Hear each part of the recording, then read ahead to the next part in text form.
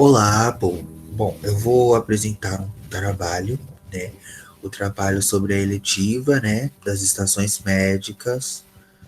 E o meu trabalho é sobre a neurocisticercose.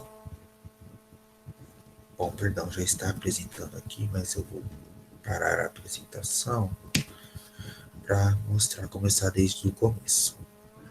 Bom, o meu nome é Eduardo, sou do segundo ano A, como está escrito aqui no slide, né? Tá aparecendo aí? Tá sim. Tá bom, perfeito. Meu nome é Eduardo, eu sou do segundo ano A e a doença que eu peguei foi a neurocisticercose, ou como alguns gostam de chamar, cisticercose. Bom, aqui tem uma introduçãozinha mostrando um índicezinho mostrando os dados que foram pedidos, né, para serem pesquisados e em quais páginas se encontram. Ou seja, todos os meus slides têm a página, né? E aí, caso você queira saber sobre um assunto específico, é só ir na página que está marcando ali. Bom, o primeiro tópico são as regiões mais afetadas no Brasil. Eu vou ler esse textinho aqui só para dar uma complementada. Desde 1998 a 2021, houveram apenas 517 casos. Desses casos, a maioria sobreviveu.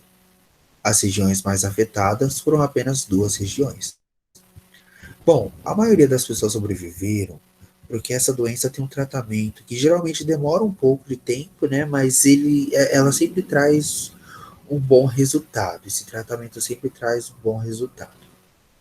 E quanto às regiões mais afetadas, foram apenas duas regiões, né? Que foi o sul e o sudeste, entendeu? Então, as outras regiões elas não foram tão afetadas quanto o sul e o sudeste, pois houveram 517 casos e todos esses casos estão no sul e no sudeste.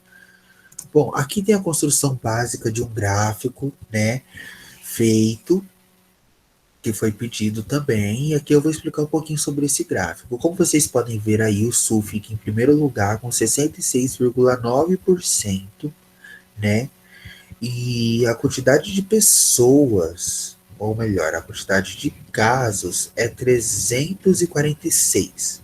Esses 66,9% são equivalentes a 346 casos.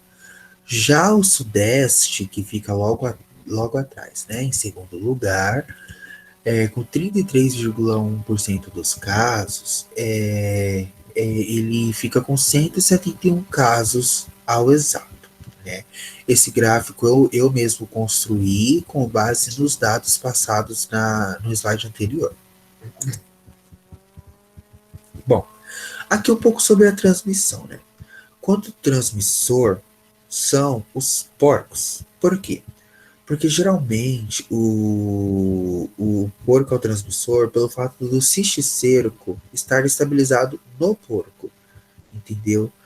E aí isso faz com que as pessoas que ingiram a carne do porco de uma forma que ela não esteja bem assada, ou bem cozida, ou bem frita, faz com que elas adoeçam, né?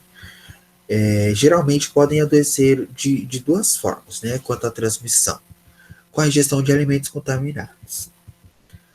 Geralmente, quando a pessoa ingere a carne de porco que contém o cisticerco, né? Que são os caroços, entre aspas, que são observados na carne, né?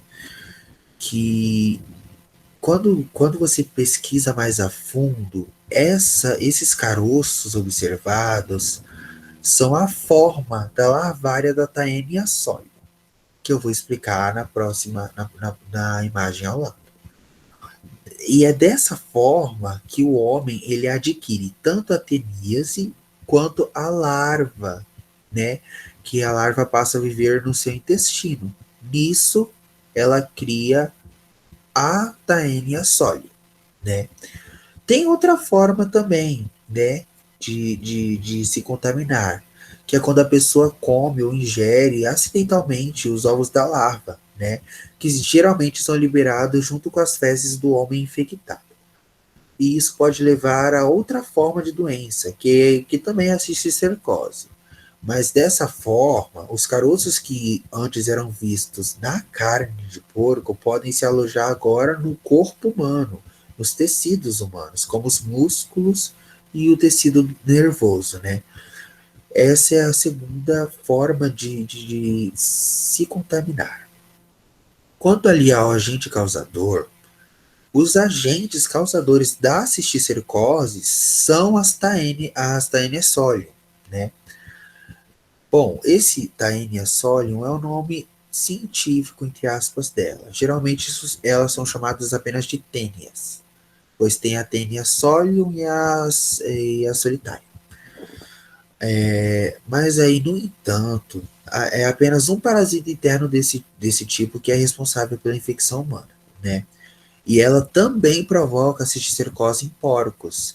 Então, ela causa cisticercose nos porcos, de forma que quando a gente ingere a carne de porco contaminada, a gente sofre essa infecção pelo fato do porco já estar contaminado, pois a Taenia solium já o contaminou. Então, por isso, nesse caso, ela se torna a agente causadora disso, né?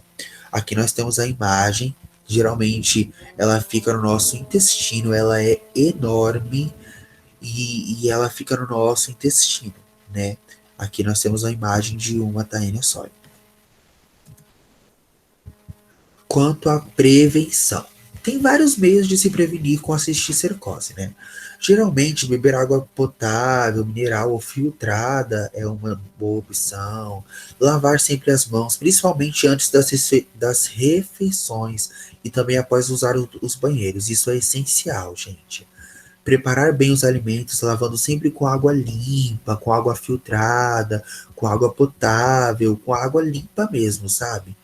E também tem o fato de quando você for utilizar os alimentos, ou melhor, quando você for cultivá-los, se certificar de não adubar essa terra com coisas que possam estar contaminadas, entendeu? Como fezes humanas, águas de esgoto e etc.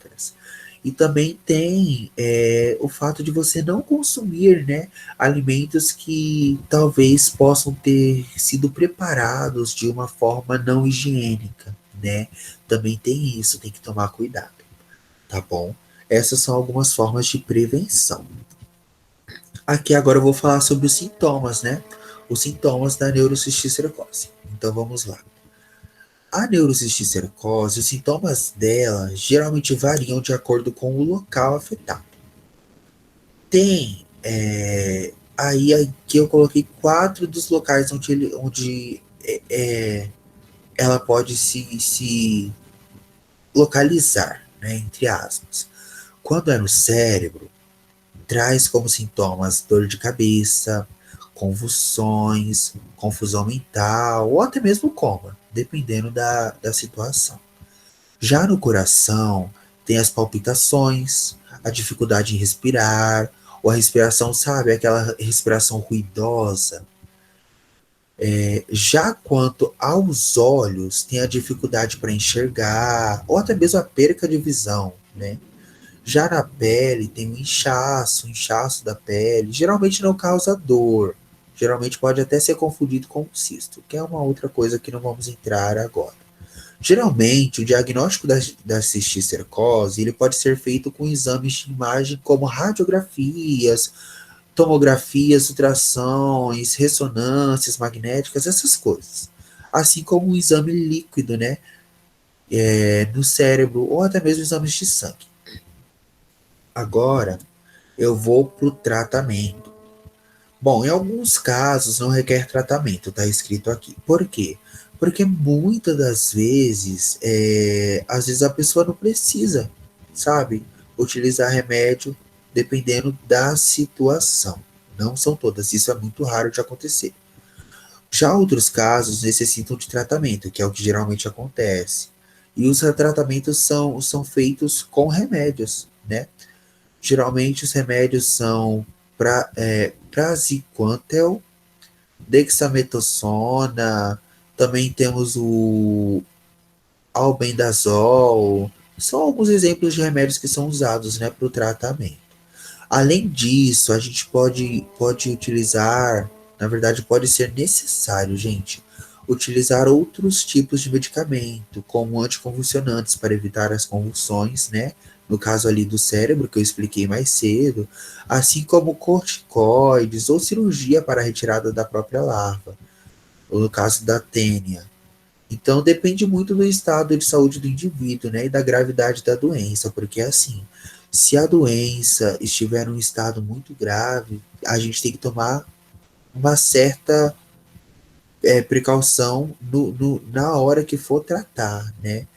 E também tem o estado de saúde, se a pessoa tá boa o suficiente para sobreviver a uma cirurgia para retirar aquela larva, ou se ela não tem aquele estado de saúde bom o suficiente para fazer a remoção dessa larva com base na cirurgia.